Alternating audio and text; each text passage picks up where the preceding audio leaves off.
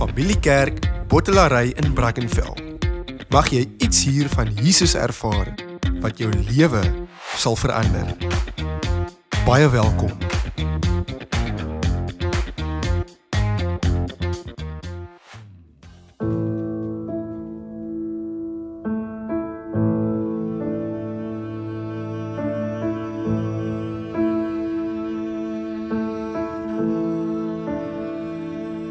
Who do we worship and who do we praise? Who do we thank for amazing grace?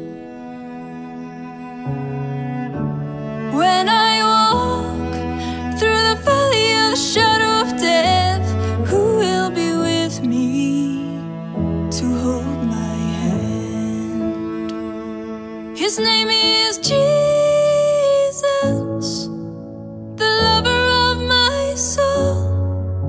who sets the captives free. When darkness falls and the enemy tries to destroy, Jesus is with me to hold my hand. When I am weary with a troubled heart and my worship is falling apart, when I walk through the valley of shadow of death, who will be with me to hold my hand? His name is Jesus, the lover of my soul, who sets the captives free. When darkness falls and the enemy tries to destroy, Jesus is with me to hold my hand.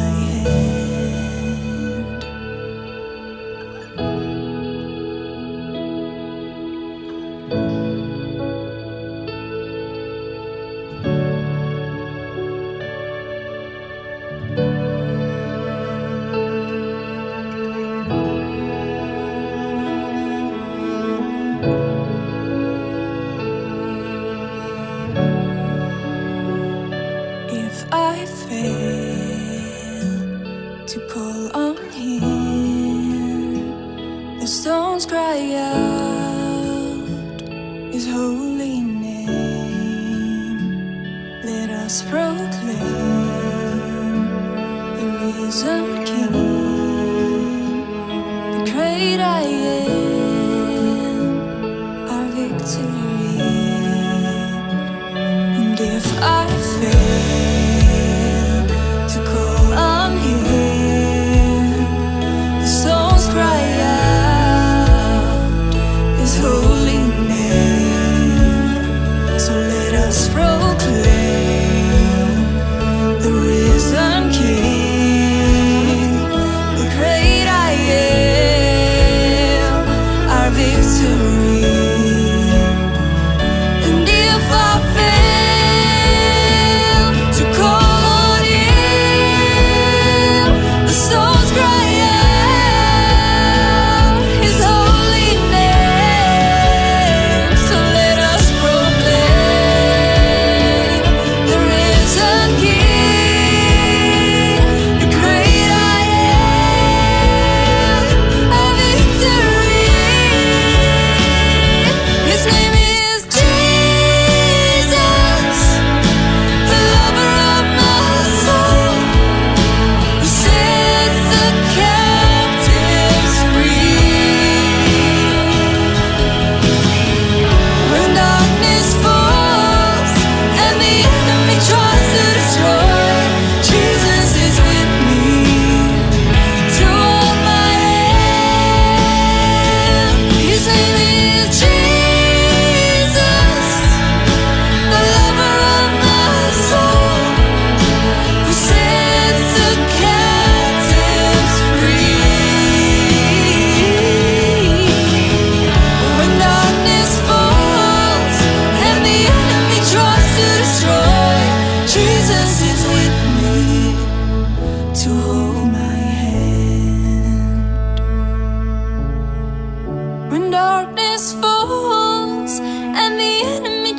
to destroy.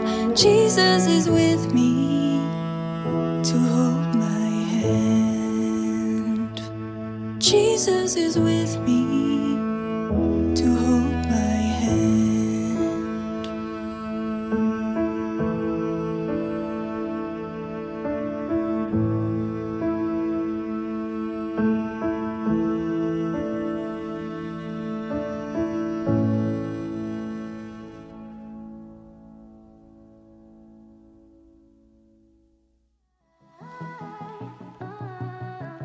Goeiedag, baie welkom by Familie Kerk se aanlyn diens.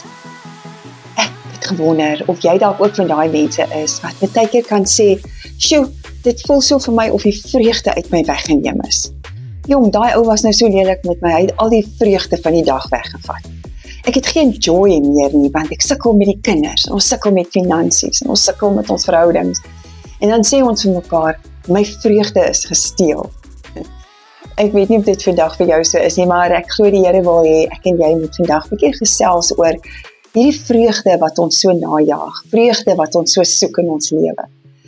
En om dit te kry, het ek raak gelees wat Jakobus vir ons kon sê. En nou wil ek net gou vir jou so 'n bietjie agtergrond gee oor Jakobus. Hy was mos Jesus se halfbroer. Maar interessant, hy stel homself meer bekend as, jy weet, hy wil homself eerder beklemtoon dat hy geloofsbande met Jesus het, eerder as familiebande. En hierdie Jakobus, hy en sy broers en susters, hulle het nie een vir in Jesus geglo dat hy is wie hy sê hy is nie, eers na sy dood.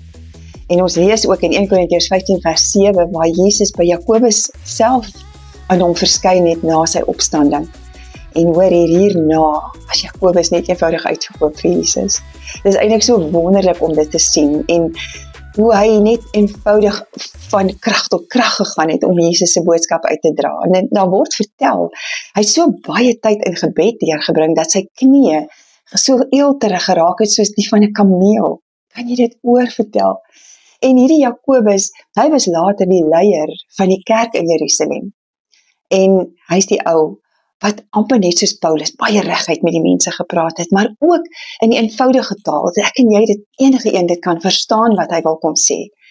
Basiese lering, nie 'n fisieke boodskap van voor tot agter nie, maar met ons kom gesels oor wat praat hy oor die rykes, hoe ons moet versigtig wees, hoe ons tong hanteer, hoe ons ander mense hanteer.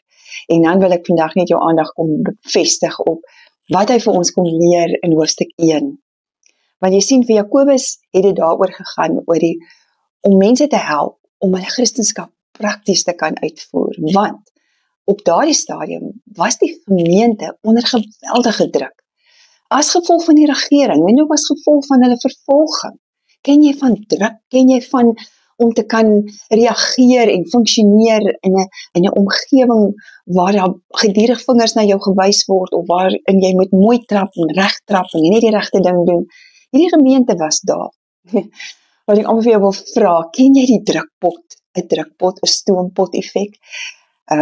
Jare gelede onthou ek, vroeër jare, baie lank terug, het ons kondensmelkblikkies so in 'n stoompot laat kook of stoom totdat dit gekarameliseer het. Ek weet nie of jy ook dit onthou of dit ken of weet daarvan. En eendag het ons bure nie daai deksel goed genoeg gesluit, dink ek nie, maar daar was 'n hengse ontploffing. Dit was kondensmelk oral in haar kombuis. En ek hoor toe nou die grappie wat iemand vertel van 'n ou wat vir die eerste keer uit 'n vliegtuig in 'n valskerm spring. En toe hy op pad af is grond, toe sukkel hy om daai valskerm oop te maak, en hy druk in die knoppies, maar met die wat hy so sukkel, kom daar 'n ou van onderaf by hom verby. En die ou met die valskerm skree vir daai ou, "Hi, weet jy iets van 'n valskerm?" En die ander ou skree vir hom, "Nee, maar weet jy iets van 'n stoompot?" Weet jy, net om sommer net te kan bietjie saam lag, maar dis die ding van wat ek en jy net moet besef. Daai gemeente vir wie Jakobus geskryf het, was onder geweldige druk. En die druk, net soos vir my en jou maar vandag, as in druk is, dan het dit tot gevolg dat ons snaakse dinge doen, net om miskien in te wees, net om dalk veilig te wees, net om in die norm te wees, net om tog net nie uit te wees nie, presies wat met hulle gebeur het. En dis hoekom Jakobus hierdie brief skrywe. Want jy sien, hierdie mense was in die versoeking om dinge te doen wat hulle normaalweg nie sou doen nie. net omdat hulle veilig wou wees. En Jakobus skryf, ek wil vir jou wys wat sê in Jakobus 1 vers 2 tot 4, daar staan, my broers, julle moet baie bly wees wanneer allerlei beproewings oor julle kom. Die NIV sê, consider it pure joy. Kan jy dit oorvertel? Want, sê hy, soos julle weet, as julle geloof die toets deurstaan het, stel dit julle in staat om te volhard. En die volharding moet einduit volgehou word, sodat julle tot geestelike rypheid kan kom, sonder enige tekortkoming. Soek jy vreugde in jou lewe? Voel dit vir jou, jy word verdruk? Voel dit vir jou, die druk is net te veel in jou werkplek, in jou huis? Jakobus sê, hy sê dit onomwonde, my broers, julle moet bly wees, wanneer allerlei beproewinge oor julle kom. Eintlik kom hierdie vers daarop neer, dat ons met vreugde kan hê ten spyte van ons omstandighede. Ja, dit is nogal 'n rowwe een, nee. Want ek en jy moet weet, slegte goed gaan in ons lewe gebeur, dis 'n gegewe. Beproewinge sal daar wees. There will be bad times. Jesus het nooit gesê, ons gaan dit net wonderlik en als reg hê in hierdie wêreld nie. Nooit nie. Maar, die ding moet ek en jy weet, beproewinge, goeders wat oor ons pad kom, is definitief daar om ons te leer om geduldig te wees, nederig te wees miskien, en dan ook probleme wat in ons lewe kom, is verseker daar om ons geloof te toets. Ja, ek weet, jy sê dalk nou vir my, maar God ken mos my hart, hy weet mos of ek glo. Weet jy, dit gaan nie ook net daaroor nie, dit gaan ook daaroor dat ander mense na jou kan kyk, en dat hulle kan sien hoe jy jou probleme hanteer, en om hulle so vir Jesus Christus te wen, en dat hulle Jesus in jou kan raak sien, ten spyte van die probleme wat jy kry. Maar daar is 'n verskil tussen beproewing en 'n versoeking. En ek en jy mis dit baie keer, en dan kry ons onsself dat op baie keer sulke goeie sê, soos ek bestraf nou en hierdie duiwelse aanvalle op my, en dan was dit al die tyd eintlik net 'n beproewing wat oor jou gekom het. Versoekinge is anders. Hoor hierso, daar's 'n onderskeid. Jakobus praat daarvan en hy sê ons moet die verskil ken. En die enigste manier om die verskil te kan ken is ek en jy tyd spandeer by Jesus. As ons in God se woord delf, as ons bid, as ek gereeld kerk toe gaan, as ek my deel maak van 'n huiskerkgroep, as ek deel word van vriende wat saam met wie saam met my kan bid en saam met wie ek kan bid, dan is ek op daai plek waar ek kan leer wat is die verskil tussen 'n beproewing en 'n versoeking. Want hoor mooi, die Bybel leer vir ons, 'n versoeking is daai ding wat ek en jy moet teenstaan. Dis direk van die duiwel af. Soos die duiwel vir Jesus in die woestyn versoek het om weg te kyk van God af, dit is 'n versoeking.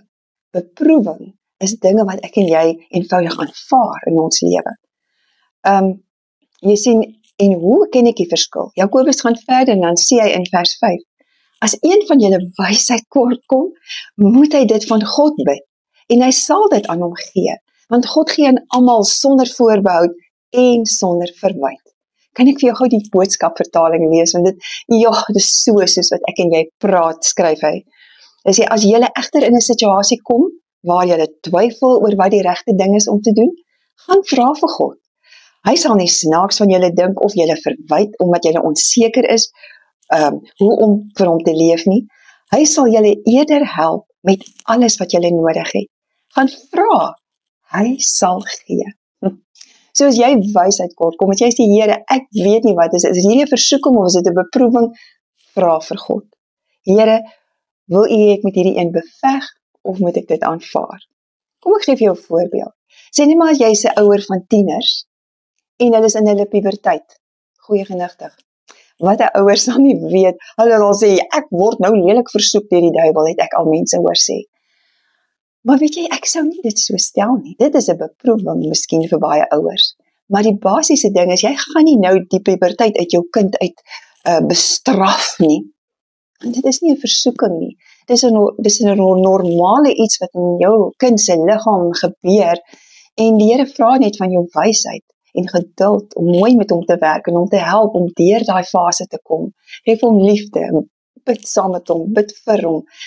Dit is hoekom dit 'n beproewing is miskien, maar dit voel vir jou, jy kan nie met jou lewe aangaan nie, jy moet kort hierdie kind mooi hanteer en mooi dink, hoe gaan hy voel of dink.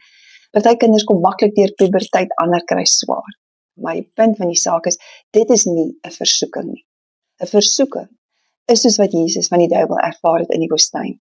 Dit is daai ding wat oor jou pad kom, wat, ek wil dit amper in my eenvoudige taal vir jou sê, dit is wanneer jou aandag, jou fokus, die duiwel wil hê dit moet weggevat word van God, en dit wat hy vir jou lewe beplan.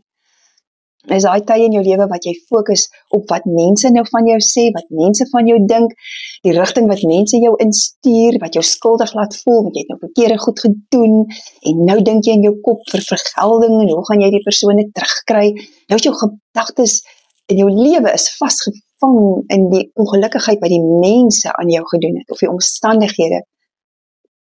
Daardie is wat die duiwel gebruik. Dit is 'n versoeking. Dit is die ding wat ons fokus wegvat van God af. En dit is nie wat die Here vir ons wil hê nie. So, ek bid dat jy die genade gaan kry, en ek, en elkeen van ons, om gereeld vir God te vra, Here, hoe wil jy hê, moet ek hierdie situasie in my lewe hanteer? Maar dat ons mooi sal onthou, om ons fokus op Jesus te hou. Want jy sien, as ons nie die verskil ken, tussen 'n versoeking en 'n beproewing nie, dan gaan ons nie verstaan, wat hierdie teksvers vandag van ons beteken, om vreugde te hê in alle omstandighede nie. Want ek en jy moet dan nou kan weet, wat is die verskil?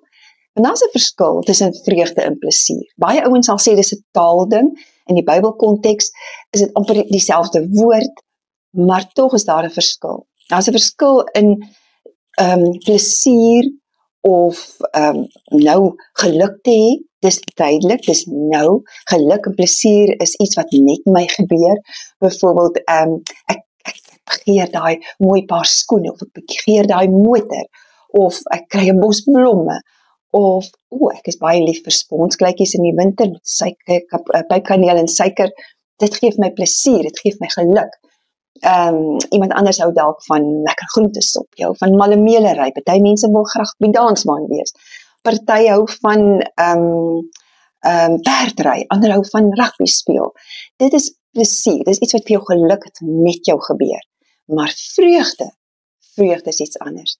Vreugde is iets wat binne in jou is, wat in jou gebeur. Baie mense verwar dat jy kry vreugde as jy sukses en status het. Ek weet nie, ek wil vir jou sê, ryk mense kan geluk en vreugde ervaar, en ook arme mense. Dit is jou ingesteldheid wat jy het, want ek ken van ryk mense, baie ryk mense met baie status, wat selfmoord gepleeg het. So hoeveel vreugde en hoeveel geluk het hy in elk van sy lewe gehad? Die geluk was van korte duur, maar die vreugde wat vir hom moes deurdra deur sy krisisse, dit was dan duidelik nie daar nie. Maar hy het selfmoord gepleeg. Weet jy, Stefania gee vir my in hoofstuk 3 vers 17 so 'n wonderlike beeld van hoe God na my en jou kyk. Daar staan, die Here jou God is by jou. Hy, die krygsman wat red, is vol vreugde oor jou. Hy is stil tevrede in sy liefde oor jou. Hy jubel en juig oor jou. Jo, dis ons God, dis soos hy na ons kyk. Weet jy, dis hoe lief hy vir ons het. The New Living Translation say, for the Lord your God is living among you. He is a mighty Savior. He will take delight in you with gladness. Yeah, with His love, He will calm all your fears. He will rejoice over you with joyful songs. Dis hoe God na jou kyk. Dis hoe lief hy vir jou is. Jy sien, in die feit dat ek dit sien van God, maak my dat ek besef, daar is 'n verskil tussen generiese vreugde en 'n Jesus vreugde. Want vers 2 sê vir ons, consider it pure joy, my brothers and sisters, whenever you face trials of many kinds, sê Jakobus. Pure joy. As daar pure joy is, dan moet daar mos 'n ander soort joy ook wees. So, dis hoekom ek daai verskil gaan haal, en ek wil nou vir jou 'n teksvers in Hebreërs 12 lees. Maar onthou net bietjie hierdie sin. Plesier of geluk klink dieselfde as vreugde, maar vreugde is nie afhanklik van plesier nie. Sal jy dit onthou? Jy sien, ons dink baie keer, ja, as ek kyk na sosiale media, mense moet net altyd lag, jy moet net altyd gelukkig wees. Maar die prentjies, die beeld wat ons altyd kry, is so perfek. As ek so lyk, as ek dit het, dan gaan ek gelukkig wees. En dan is dit nie altyd so nie. Ja, ons is nie geprogrammeer om van vanmôre tot vanaand te sing en te lag en te spring en te huppel nie. Die sosiale media wil dit so laat lyk. En dan dink ons, as ek nie so is nie, nou is daar fout. nou is ek nie gelowig genoeg nie, of die Here is nie by my nie, of my vreugde is gesteel. Nee man, as ek vreugde in Jesus het, as ek hierdie vreugde het wat ek kies, waarvan ons vandag praat, wat Jakobus ons van wys, dan wil ek vir jou sê, sal niks en niemand dit van jou kan wegvat nie. Kom ek wil vir jou lees, hoekom ek vir jou sê, daar is 'n verskil tussen vir my, tussen geluk en tussen vreugde. Onthou weer, geluk, plesier is iets wat met jou gebeur. Vreugde is iets wat binne in jou is. En Jesus self het dit vir ons kom wys. Hebreërs 12 vers 1 en 2, ek begin so eentjie in vers 1 wat sê, en laat ons die wedloop wat vir ons voorlê met volharding hardloop, die oog gefestig op Jesus, die begin en volëinder van die geloof. Nou hoor nou verder. Terwille van die vreugde wat vir hom in die vooruitsig was, het hy, dit is Jesus, die kruis verduur sonder om vir die skande daarvan terug te deins. En hy sit nou aan die regterhand van die troon van God. Ja, jy mooi gehoor. Terwille van die vreugde wat vir hom in die vooruitsig was. So, Jesus het die kruis verduur, die pyn, die smaad, die bespotting, die houe, die vernedering, die onregverdigheid van die situasie. Hoe keer sê ons nie iets is onregverdig nie. Jesus het dit alles verduur, maar hy het vreugde gehad, want sy fokus was nie op dit wat met hom gebeur nie, dit was nie vreugdevol nie, dit gaat nie, maar op dit wat vir hom in die vooruitsig was, want dit was sy gegewe, dit was gewaarborg. En dit is my so wonderlik hierdie, terwille van die vreugde wat vir hom in die vooruitsig was, het hy die kruis verduur. En dit is, hoekom ek vandag vir jou sê, daar is 'n verskil tussen plesier of geluk en vreugde. Hierdie vreugde is wanneer ek en jy op daai plek kom, waar ons gefokus is, waar ons fokus is op dit wat vir ons in die vooruitsig was. Ek het 'n vriendin, 'n kosbare vriendin, wat vir 2 jaar deur die moeite en die verdriet van kanker gegaan het, deur operasies, deur die chemo, deur die bestraling, en weer 'n keer, en maar en uitgeteer gewees op 'n stadium, maar sy was altyd, ek wil amper vir jou sê, tevrede. Dit was amper net onmoontlik om dit gade te slaan. Hoe kon sy dit regkry? Ek het haar nooit opstandig beleef nie. Ek sal nie sê sy het op en af gespring en gejubel en gejuig nie, maar sy het 'n vaste wete in haar gehad. Haar onmiddellike fokus was, as my Here Jesus my hierdie bring, dan kan ek nog tyd met my kleinkinders spandeer. Ek wil so graag nog saam met my man dinge kan doen. Maar haar diepe fokus was, sy het geweet, mag nie saak wat nie, sy sal saam met Jesus in sy hemelse woning wees, eendag na haar dood. En dit was die krag, dis die innerlike krag wat haar deur hierdie goed gedra het. Vandag is sy in remissie. Sy is my so wonderlike getuienis haar lewe van iemand wat net haar oë op Jesus gehou het, nie op haar omstandighede nie. En dit is ware vreugde. As ek en jy daardie vreugde wil hê, bid vir God vir wysheid om die verskil te ken, wanneer is dit 'n beproewing en wanneer is jy in die versoeking, en die wysheid om hierdie situasie te kan hanteer, en laat jou fokus wees daar, waarna toe ek op pad is. Want jou vreugde is nie 'n fokus, voordat dit 'n gevoel is nie. Weet jy vriende, ek en jy soek vreugde elke dag in ons lewe. Ons soek dit in mense, ons soek dit in dinge, ons soek dit in ons kinders, ons soek dit in ons omstandighede. Maar dis nie waar vreugde is nie. Dit gee vir ons plesier miskien. Maar ware vreugde is, gee jou hart vir Jesus. Vertrou God om die Heilige Gees in jou lewe te kom, in jou hart te kom sit. Want as jy die Heilige Gees en dan kry jy die vrug van die Gees. Jy kry die gawes van die Gees, maar onthou, die vrug van die Gees is ook onder andere liefde, vreugde, vrede en die res. Hy gee vir jou vreugde, want maar jou fokus moet op Jesus bly. Dit is dan wanneer jy daardie ware vreugde het. Wanneer jou fokus is, dit maak nie saak, ongeag my omstandighede, ek gaan eendag saam met my Vader in sy hemelse woning wees. Want Paulus het ook vir ons geskryf. Hy het geskryf daar in Romeine 5 vanaf vers 3. Hy sê, want swaar kry kweek volharding. Volharding kweek egtheid van geloof. En geloof gee hoop. En die hoop beskaam nie, want ek en jy het Jesus Christus. Ek bid dat Jesus jou bron van vreugde gaan wees. Amen. Kom ons sê vir hom dankie. My Here God, baie dankie dat ons vandag kan kom leer dat ware vreugde kry ons in Jesus Christus. Gee ons elkeen die genade om ons fokus op U te hou en te weet, ongeag ons omstandighede, ons God is in beheer. U jubel en juig oor ons. Natuurlik sal U vir ons gee die begeertes van ons hart, want U is so lief vir ons. Maar bovenal, Here, help ons om te bly fokus op Jesus Christus, die bron van ons innerlike vreugde. Amen. Dit was lekker om vandag saam met jou te kuier. Ek wil jou nooi om by ons aan te sluit. Elke Sondagoggend 9:30 is ons in Kiro se skoolsaal. Kom raak deel van Familiekerk Bottelaarry. Kom hak in, bid saam en kom jubel saam en hê vreugde saam met ons, omdat Jesus ons koning is. Totsiens, mag jy 'n fantastiese week hê.